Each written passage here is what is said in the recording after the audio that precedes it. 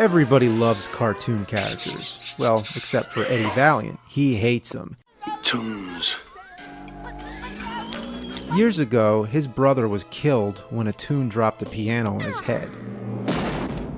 Eddie's a private detective, and he's on the case of the murder of Marvin Acme, the head of Toontown and the Acme Corporation. That would be the fictional Acme, you know, from all those classic Warner Brothers cartoons.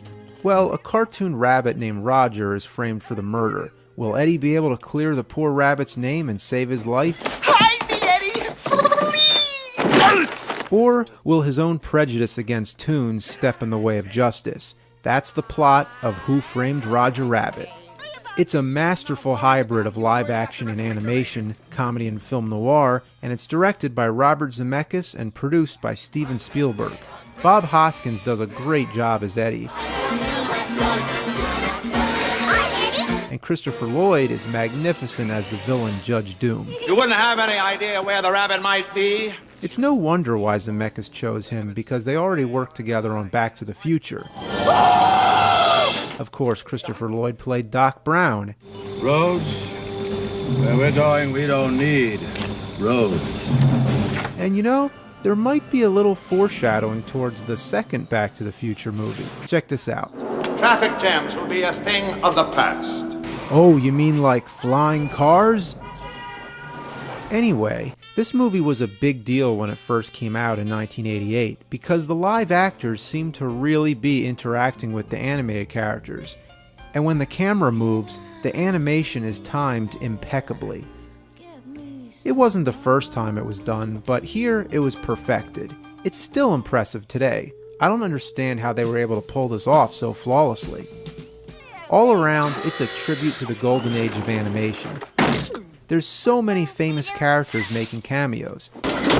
Going up, sir. And they're all owned by different companies. Disney, Warner Brothers, Universal, and more. I mean, wow, Donald Duck and Daffy Duck share a little scene together. Does anybody understand what this duck is saying? And then there's Mickey Mouse and Bugs Bunny. You could get killed, huh? It's just a really cool and rare thing when all these companies can set aside their competition and join forces for once.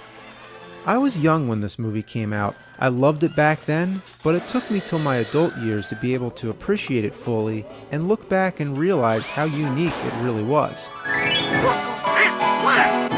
In fact, it's not really a kid's film. But tell me, Eddie, is that a rabbit in your pocket or are you just happy to see me?